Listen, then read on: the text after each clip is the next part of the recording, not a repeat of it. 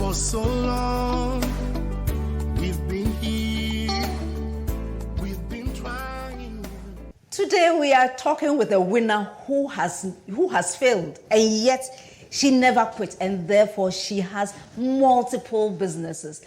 To be named one of Ghana's most influential young CEO is not a mean task. To also be given the privilege of being one of Ghana's 140 influential people in Ghana, it's not a mean task. And you can't do that without having gone through some fire and come out on top. Who are we talking about? We have the privilege of hanging out with my personal friend, let me say that, with my friend, Rashida Samu. She is someone that you would love to hear from. So Rashida, thank you for coming today. Testing my one time. Rashida Today has been extraordinary. I know. Tell us. It was really bad. How good was it? Great love. How good are you like that? I hear Mandela was part of a flight that was coming from somewhere to South Africa. The flight flew out, got down, flew out. One of the experiences I actually had that made me stop or quit flying domestically. And then when they got back to South Africa, he went like, how was the flight? He consistently kept looking into a newspaper as if nothing was happening. So this would just be tantamount to that. It was bad. That's quite ironic. How have you been doing? Fantastic. Been great. Seeing you and cheering you on and so on and so forth. I had all the vibes when I was in the makeup room, struggling to put my face together. I forgot we were not in normal times, so I didn't need makeup, seriously. Anyway. You know, I got the privilege when the president shut down the country, and for some reason there was lack of food everywhere. And then one day I was sitting at home and saying that, what are we eating today? What are we eating today? And then I went on social media and I saw Alhaji's Wachi. And I said, why don't I today chatter Alhaji's Wachi? And I was wondering, how do I even get it? Because at that time, we were not supposed to be leaving our houses. So I called Rashida. Rashida, I need some food. Can you help me? Then Rashida delivered the food all the way to Tema, to a secret location that we will not disclose. Coded the location. And so this is Rashida. Rashida, tell us a bit about yourself. How did you start? Frankly, the most difficult question of all time for me has been, what do you do? Where do you work? How did you start?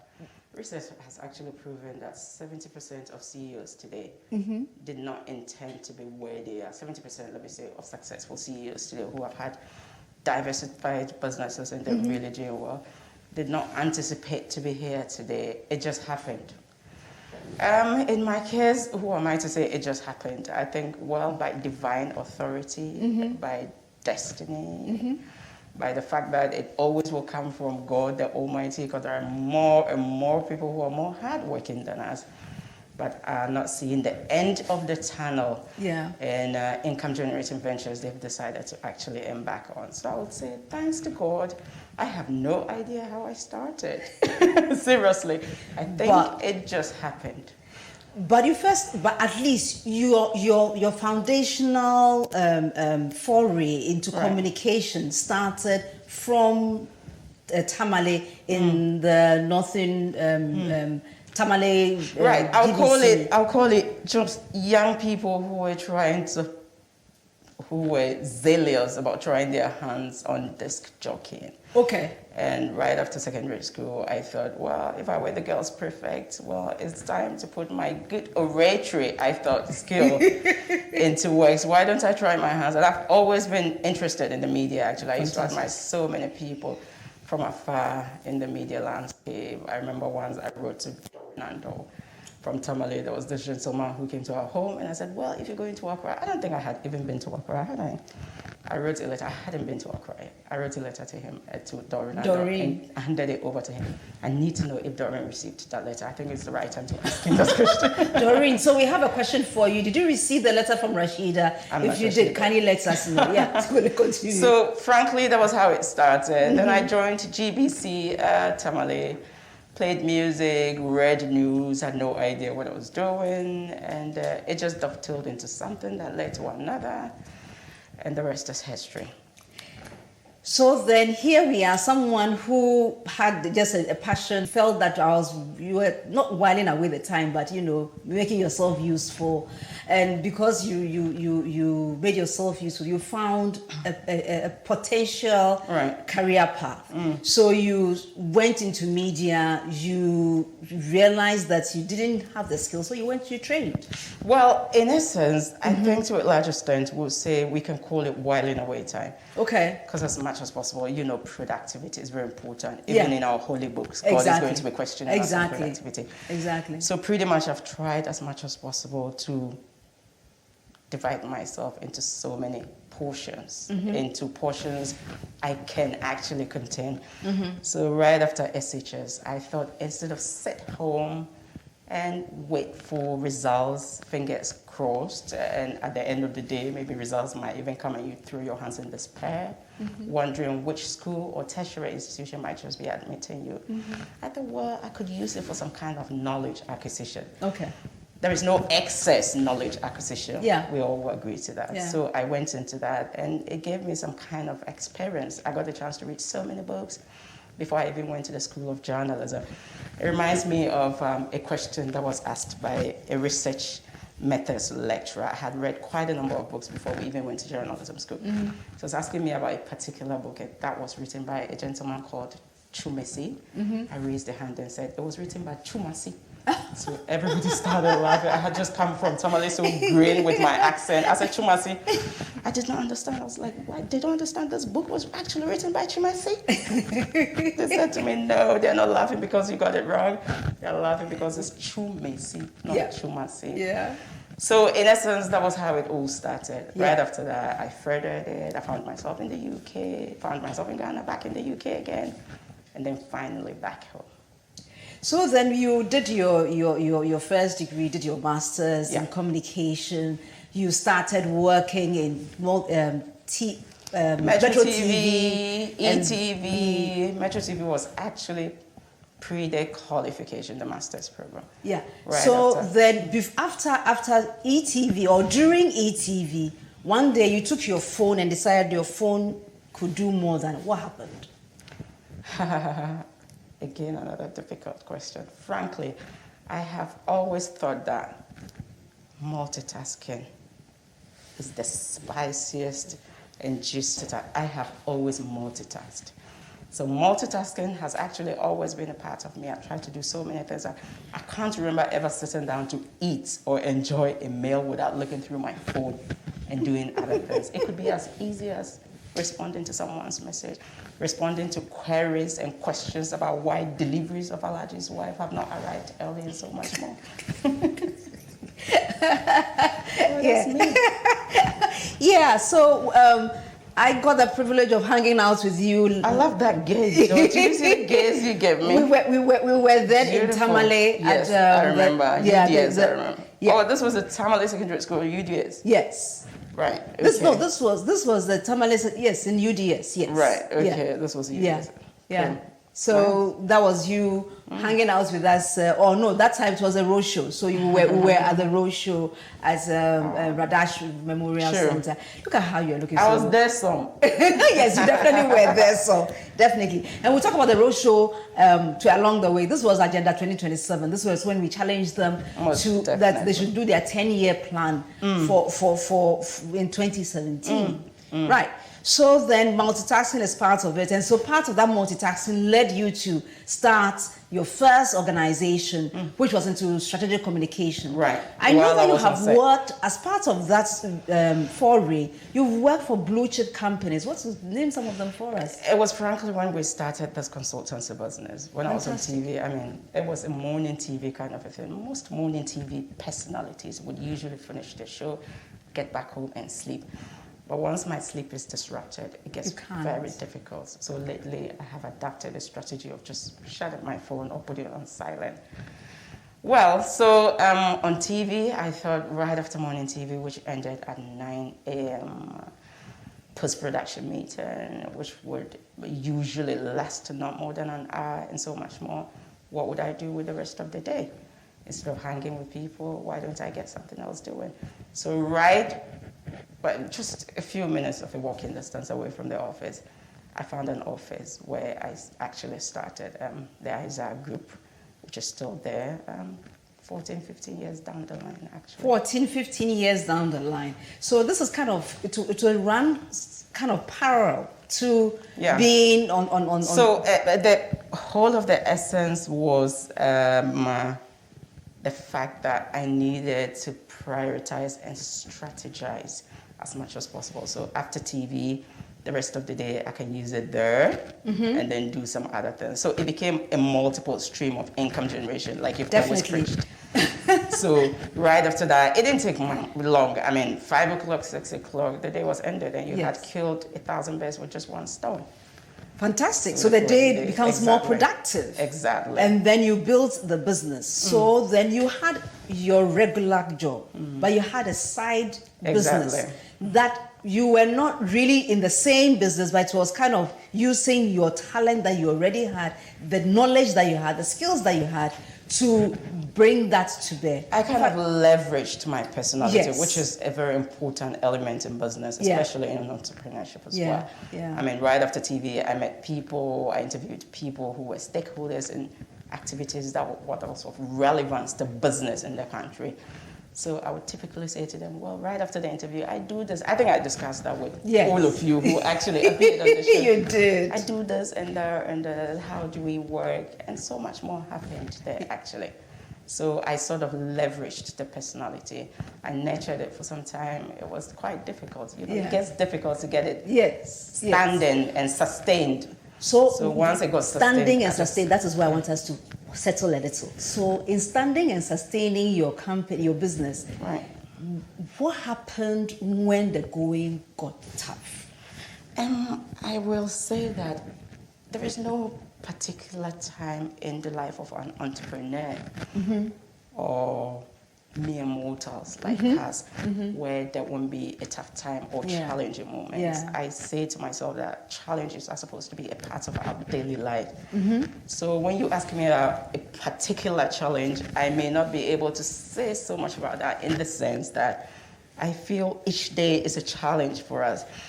But just to rewind, the most difficult times, I think it was pretty difficult when I was trying to stabilize I-ZAR because we wrote so many proposals upon proposals with my limited number of staff that never saw light of day. In some cases, I would want to believe organizations would take your strategic plan and try to do the implementation themselves. In as much as they may not get it as best as you, in some cases when there are some real communication gurus as part of the internal communications department, they get it right. So that was how it was, and one proposal after the other, so much more until one just happened. Fantastic. And that was the beginning of the light of day. It got me wondering, did I tell you it was about 8,000 cities? I think I mentioned it on one of the platforms, and I ran to my family and said, gosh, 8,000 cities, what am I supposed to be doing with this? That's just so much money. 8,000 cities today, yes, the year was 80 million, right? No, but then don't forget that in those days, the value was higher than it is right now. Sincerely, I think I still appreciate 8,000. That's just a whole lot of money. It's a lot of money. Sure, to start so many businesses. Yes, it was worth it. So then we've got our first, and then businesses now starting to take off a little and so on. So then it came to a time that you decided to resign and then concentrate full time. Exactly. It was beginning to get difficult, not just because I was inundated with so many projects I needed to resign from. I thought that with the humble beginning it gave me, and the fact that a little girl would see 80 million or 8,000 citizens was all over about it, I thought it was the right time to take that giant leap, in the sense that my staff were beginning to misbehave. One, because they had a little girl CEO, I would want to believe then, and partly because I was not also really mature in business and age enough to treat them well. I remember in some cases I would say, oh, why are you late? Go back home, don't come again. In this day and age, I'm not sure you can do that to the ordinary, not even a cleaner, a janitor in the office. You would have to take them through laid down procedure and for something to be done about that, usually by the HR anyway. So that was what happened, and I had to stay there and get Herculean and feel CEO-ish or get bossy about things, which works to a large extent. That leadership kind of a skill. It got everyone to settle, and then we just take it from there. So one after the other, they left because I sincerely could not pay them. It went quiet again before a few organizations came on board, and that was part of, I think, UNDP, USAID, and all of that, Exim Bank, all came into play, and it stabilized us again. Fantastic. But USAID, Exim Bank, UNDP would not come on if they couldn't get what they wanted from you. Sincerely, I think it was based on recommendation Yes. someone Why would you be with someone I recommended? had worked Why would with. you be recommended? Sure. Because your work was speaking for itself. Inshallah. Inshallah, definitely, definitely. So we got communications world sorted out. Then we went into real estate. Then we thought that there was a need to actually diversify. When I was growing up, I still have so much love for cars anyway. I loved cars. Yeah, I was just so then we share the same love. fascinated about cars. I said we would have a show on cars then. I know, right? So my dad said to me, look, if you have money, build a house. Okay. And he said to me, you don't need more than just a simple car, you know. And I remember I ever told my mom to say to him, look, in these times, it's very impressive to go look for business in an impressive car, because how will people entrust millions of so much money into your hands when they think you're... And this is the first presentation. You agree with me, Comfort. You go to people's offices and you're leaving there looking through the window just to see how you transported yourself in. And it sort of played a big role in business. Let's not rush it if we can't, but if we can't, why not? And that was when I just dived into building. And after building, when I got the piece of land, my brother sort of pushed me. And when I was about to build it, he said, no, don't build one, build two houses. On one land. Build two houses on one land. Fantastic. I said, what do you mean? I mean, is that to say we're going to make it... So here's that's the building. That's not it. This is another site, actually. Yes, but this is a Rashida on site. Charlie boss chick. She's on site and you can see her building that is These were behind the her. days of, hey, why are you late? Go back home. Anyway, So after building it, I mean, people came to rent it, and it was in dollars. Yes. I frankly could not believe it. I said, really? How much did it cost me to build these two houses? Why are people renting it in dollars? So And it you just continued. fascinated, and then that was when I continued until I was, someone tells me I've been cast into buildings. Each time I'm called, I'm on this site or one other site, you know. So you're expanding. It's become an interest, sort of, expanding not just with the real estate. Yes, so tell us more, which other, where are we also expanding into?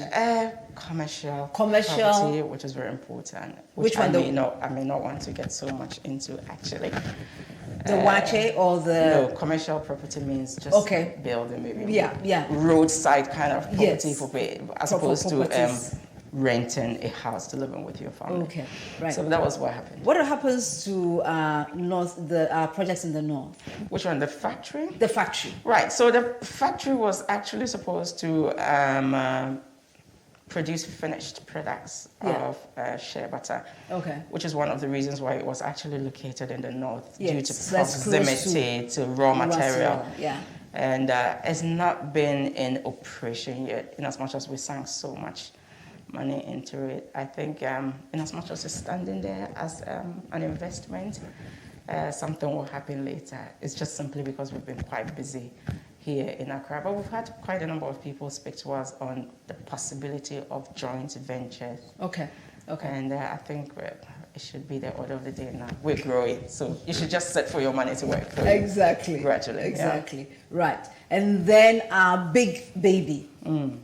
Alhaji's watching. Alhaji's wife means a lot to me. Thank God you're mentioning it as the big baby. Alhaji's watching. What do you want to hear about it? I haven't brought you something. No, sweetheart, if you want to watch it where you have Wi-Fi, you have big screen TV, you have drinks. I mean, where you watch it where you hang out, basically.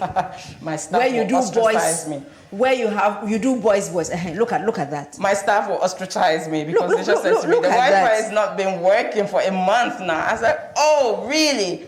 Oh, Alaji, I'm don't so do sorry. Alaji's wife, don't do that to us. I think I better confess to my viewers But- before but- it gets but, bad. you know, so for we just me- sorted that yesterday anyway. Yeah.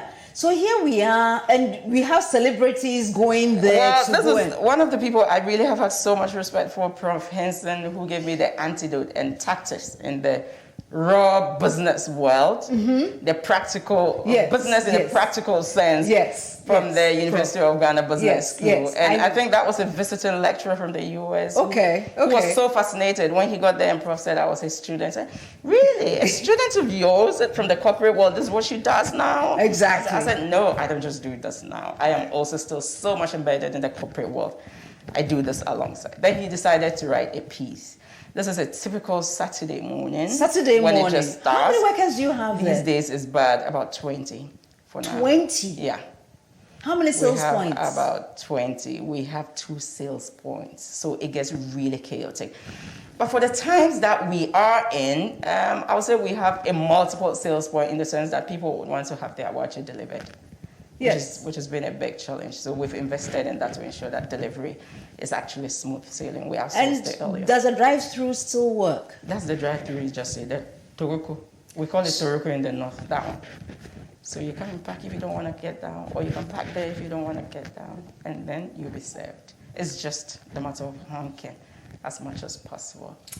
Guys, this is looking at a business that has existed for I don't know how many years, and an endeavor that's We're a year old. People usually just have a tabletop and they open their decks and they just serve you one person at a time. And now we have 40 people working 20 at actually, 20, yeah. 20 at a joint. And non-conventional stuff will, Yes, will and come other in and go things. as well. Yeah. You may be there, you may see some process, you may be even involved in some process that you think it's just ordinary. But look at it, look at that particular process and see, can you turn it into a business? And if you're turning it into a business, what will be special about your kind of business? We'll go for a break. When we return, we'll continue this conversation with my serial entrepreneur. My sister. Sister. Please don't go anywhere. Let your friends join us. For so long, we've been here, we've been trying.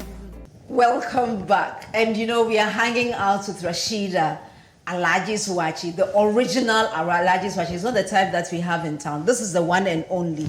And I can see your messages from social media, and I really appreciate you being with us today. Today, your favorite Thursday night hangout is looking at a serial entrepreneur who is into construction, strategic communications, retail, into value-added services, or should I say industry. She is a young person just around the age of 40, and she's doing all this and more. Roberta, you've also asked her a question, and I'll ask her as we go along. Dave Kojo Edu from Kaswa, you say you also have a question for her. Ajua, you were asking your question. Okay, so I think I have to stop talking cry and go straight to the questions, because all the people on they are asking questions, and I have to get them to you to answer this question. Roberta wants to know, what kind of books do you read? I am very guilty about this. Okay. I'll call myself a serial reader and a curious reader. Okay. I typically a kind of person who needs to see the headline, do not read on the book. Oh. And that's when I may just open to read. I am quite uncomfortable with mundane write-ups and Okay. and I don't want to say rhetoric, but I easily would get bored if it's not thrilling or inspiring enough to jump me into the story. But as much as possible, I read anything that comes across. Okay, okay. Kojo Edu from Kaswa, Dave, says that in your journey as an entrepreneur, what have been your critical success factors? I think productivity is very important. Productivity? Yeah. Yeah. Not productivity in vain. I will call it strategic productivity. Strategic productivity has been very important for you. Just as some holy books say, choose your battles. In business, you would have to choose your strength highlights as well. Okay. There is a need to optimize your routine, work in accordance to your strength and interests. Because as far as you're not interested in it, it's not going to work at all. Okay. I definitely can't remember any time I have had mood swings. Okay. Even prior to maintaining or managing my own business. Okay. Even when I worked with people.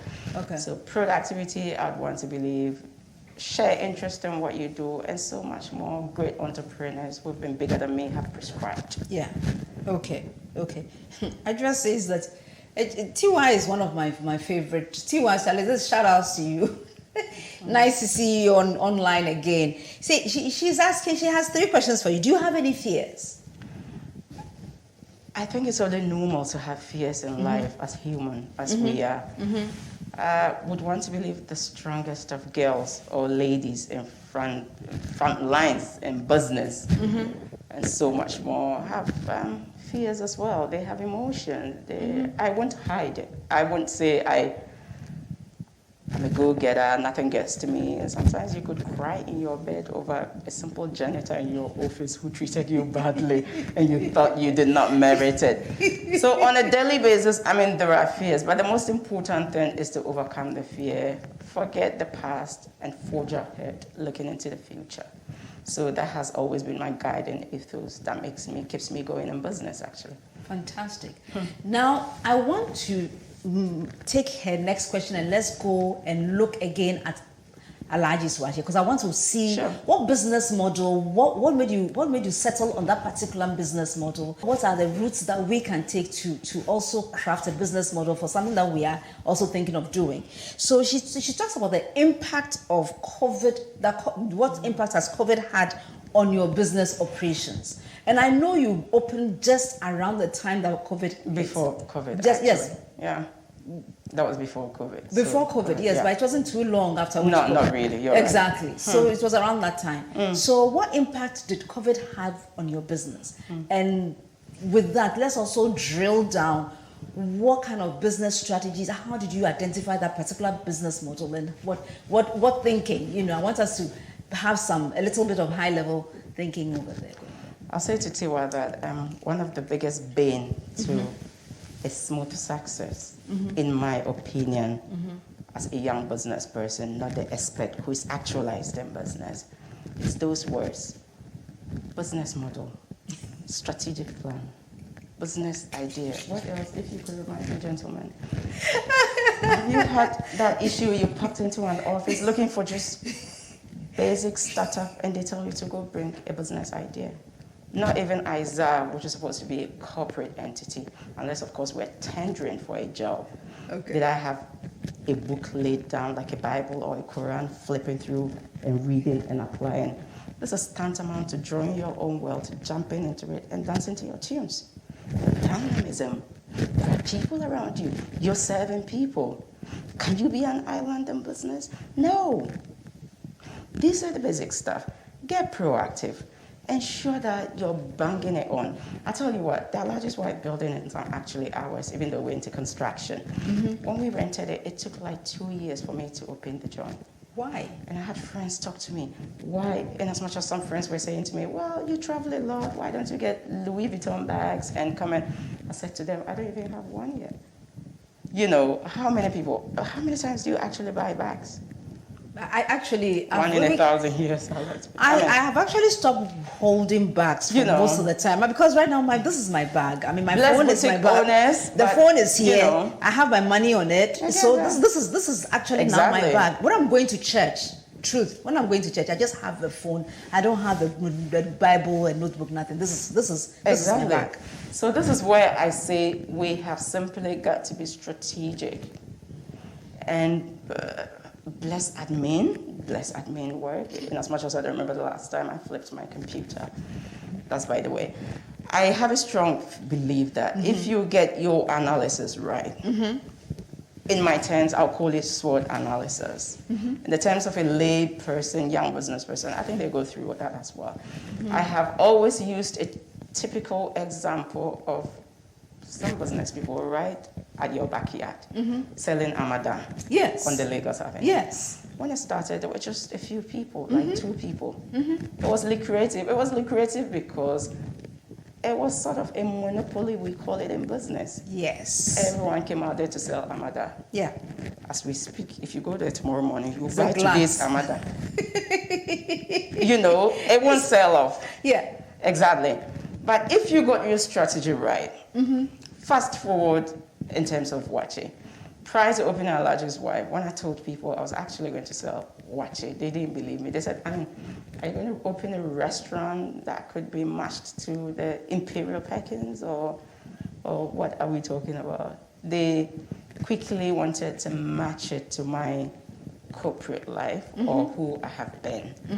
And I said to them, no, it's actually not going to be a restaurant. It's become a restaurant now because people sit there comfortably to eat. It's actually going to be a joint. Okay. And that was how it all started. And they said to me, there are so many Wache sellers around you. This morning, people, and the notion in Ghana typically is that if it's not prepared and sold right by the gutter, which frankly gets me wondering, we are so grown now and quite cautious about health. Yeah. So I thought that I could bridge that gap. There are so many people who would want to eat Wache. But really, how many people would actually subscribe to the fact that Wache is going to be unhealthy to be tasty? That is absolute, I like to say, a non-starter. So I thought I could bridge the gap by adding value. So value addition was my preceding phrase. Yeah. Value addition in the sense of cleanliness, value addition in hygiene, value addition in health. Okay. Not just those oils that come from some countries that you put in the fridge and it becomes so dense, like a piece of cake.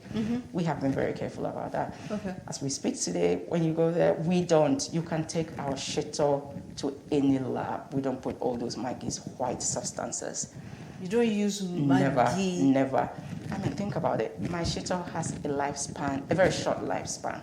When people say to me, you can sell the shito in bottles, I say to them, no, I won't even try it because it's going to get spoiled. Unless, of course, we put it in the fridge. Because it's so natural. Think about it, blue skies. It can't even stay out. No. It will get poisonous. Yeah. That tells you how much natural substances it's actually having, or it actually has. So my shito, you can literally see shrimps. Okay. You can see herrings. You can see shrimps, so sweet. This is a lady who actually came from Massachusetts. Okay. And when she came straight to me. She said, oh my God, madam, is this Alaji's wife? I said, yes, ma'am. I wasn't expecting to see this. I said, what were you expecting to see? Come eat Wache. So we just gested and we took a number of pictures. So value addition, making it special. And that was it, which is why people think my Wache is gradually becoming Wache for big people, or you see big cars, you see ministers of state, you see great people come to buy. These are people who are very cautious about their health. Yes. These are people that need the hygiene. I have all of the protocols well observed there in the sense of getting the right certification. Fire is sorted in there. Everything is simply sorted. Oh my God, how did you get that picture? No, that's my crew, they are Did incredible. you seek permission? They are incredible. That's actually Kweku Sechiado, who is one of my loyal customers. Yeah. With his wife, Georgia, great lady. Yeah. Who's a very good friend as well. Yeah. Anyway. So that was the birth of Alaji's wife. Okay. Yeah. Okay. Right. Justice says that I am nothing compared to you without Lord. Great is thy faithfulness.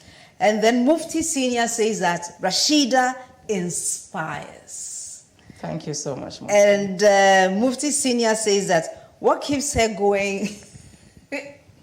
Okay, I wouldn't mention the first one. It says that what keeps you going in an economy like ours? That's a question for you. Think about it, Mufti. Food is an essential.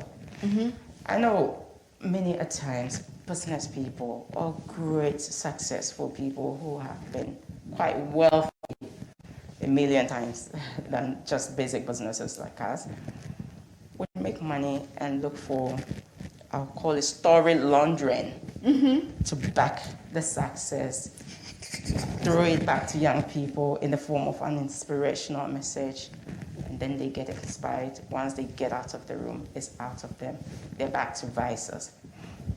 As much as possible as business people, I think it's incumbent on us to tell people the truth. And I particularly like questions like this because if you're close to people, you get to see their hustle and you can actually match their economic gains to what they do. Food is an essential, and that takes me back to the COVID question actually. COVID came and people could not come out. The president said we were essential services, we could sell food. And that was actually the peak of our market. Yeah. It went really high. I was one of the customers, as I said. We ran short. If I tell you the number of ice chests we sell, you won't believe it on a daily basis. I didn't know it could go this far. I mean, in the beginning, people will come to ask, do you have fried rice? Do you have fried yam? Do you have tuwo zafi? I mean, we have plans of adding other local foods, but I thought that, it's very easy to climb to the apex in business, but sustenance up there could just happen within some kind of minutes based on your services. Fantastic. So we thought that we should stabilize on this, make it worthwhile, get your delivery sorted, get our taste good, and then we can forge ahead on different menus. Wonderful. Justia Abednego says that, good evening, Rashida. And I sent you so many cases, about 100 cases. Hey, Justia, I'm getting jealous now.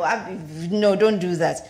And we have Kweku Edubuahin, who is also enjoying himself on this particular key. He says that Mawena Koku is asking, do you personally get involved in the cooking, or there's a trained person in charge of cooking? In as much as I love to cook, which was one of the reasons why we actually had this ongoing, I thought that I couldn't be there on a daily basis to prepare it myself. Okay. But I find myself in all aspects or departments of it. Yeah, and we can sometimes see your you come there, exactly. And that's my manager, a very intelligent young man, a graduate of the KNUST. Fantastic. And that is Naomi, that is Perpetual, my trial, who I have fixed. Go back. Oh, come on. So stubborn. We'll find a way, yes. And then the list goes, Naomi, Salah, one of my star performers. They are all really wonderful people. And collectively, we make a very fantastic family because we don't just discuss business. We discuss family, we discuss worries, and so much more. What was the question again? I think I missed No, it. the question was that, do you get personally involved in the cooking? Frankly, I get overly involved in this. Sometimes you come, there is nothing that happens there on a daily basis that I don't know about. And I've conscientized my people. I said to them, look, I used my face to sell it. Yeah. For that matter, a chunk of your clientele base is going to be people who have some kind of connection to me. To you, yeah. They will tell me. And people say it as is on social media. Definitely. They've been what I would call, some people will even call attacks. I said, no, they're not attacks, frankly.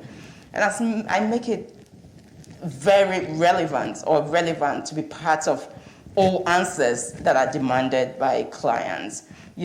I either answer verbally or non-verbally. Non-verbally in the sense that if you were talking about deliveries, all I would have to do is to ensure that we do not outsource deliveries again, which is what we're doing now. We get our own motorbikes. Wow. Because that would have been running away from responsibility. They do not have any contracts with any third parties. I've actually outsourced deliveries to. So that's what we have taken back now, invested in the motorbikes to ensure that customers are comfortable. It's been one of our star complaints. Wow. So I have been involved. And there are times I serve, people come.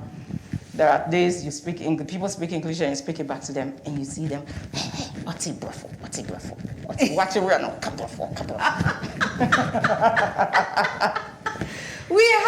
We have our brofo. Alaji's watching. And I just pause and laugh at them. Once some two gentlemen came in and I had a funny pack and I heard them speak, watch it, Louis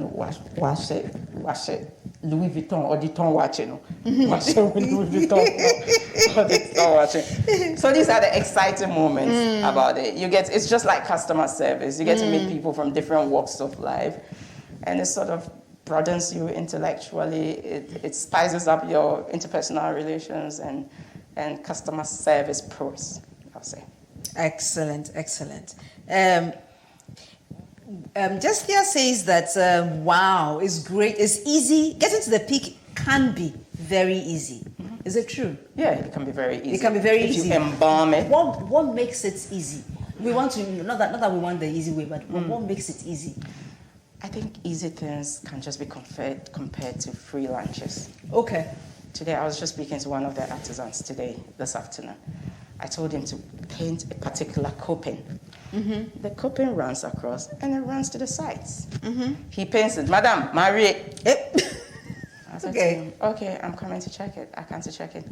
The side is not done. Do it again. He paints it. Guess what? I said, wait, one spray. Did you paint it? Oh, me brush, no. So it's sort of an easy cutting corners as much as possible. I do not cut corners. I am quite meticulous in everything, and I know them individually. I know their strengths. I have shifted them. I know their weaknesses. I have not just done a mass recruitment. All of them take different salaries based on your productivity levels, based on your responsibilities, and so much more. And people who have come in recently, we're just less than a year. We're just a year old. There are people who are 6 months old. Every quarter, and I personally can actually say this on social media, I increase their salaries. Fantastic. There are quite a number of people. Your salary is based on how much gains we have made and your performance. In as much as they have some kind of emoluments as well, which kids then start. When we started, it wasn't, but this is my star crew. I can't do without, frankly. This is her star crew. She can't do with that. So we would ask Rashida. Unfortunately, our time is almost up. We'll ask for Rashida. Rashida, what are your final comments? What would you like to leave with listeners today or with our viewers? I think it's very important to get productive. It's very important as much as possible to stay honest in business. It's good to have effective communication in business. People say, well, do you use your communication to sell wache? Indeed, I use it to sell wache and so much more. Effective communication or PR activities or gestures in the sense that the customer needs you, you need the customer as well. I've always said to my staff, look, you're my number one stakeholders. In as much as I go on social media and say to my customers, oh gosh, you're the reason why we're here. But ideally, I think the staff are supposed to be your number one stakeholders, because if you take care of your staff, they take care of your business. They are the representation of the business. They are the people who are encountered at first sight. You won't believe how much discipline has actually gone into this informal sector. Yeah. So I like to say to young people that do not be judgmental. I mean, people have started selling food. I can name quite a number of people who you would have never thought would sell food. But just because maybe we made a cool factor out of it. I think if you're making money, you can stand there and say, watch it. You can get delivery calls. Sometimes I'm in the streets of London, in Oxford Street, and I receive calls from Ghana. Hello, the delivery is not in. And I make sure I pause everything. One of those times I paused it and so much of my money was stolen because I had just walked into a shop with some money. I took rent from Ghana, going to shop. And they stole it on the Oxford Street because of Watch It or in the name of Watch It. So staying true and committed to the game, I would call it, really makes it a cool factor. And it just slowly brings to revenue that demands not so much effort. Investment. Yeah. Not so much investment. For God's sake, how much does it take to even cook food? Yeah. You know, Yeah. But the special bits in it, the fact that we don't use bad oils, we don't buy, I confirm, Guinea fowls, there are poultry ones right here in Ghana. You put it on fire, in the next 2 minutes it's ready. We bring the wild birds that can escape. Each time we're bringing them, they escape.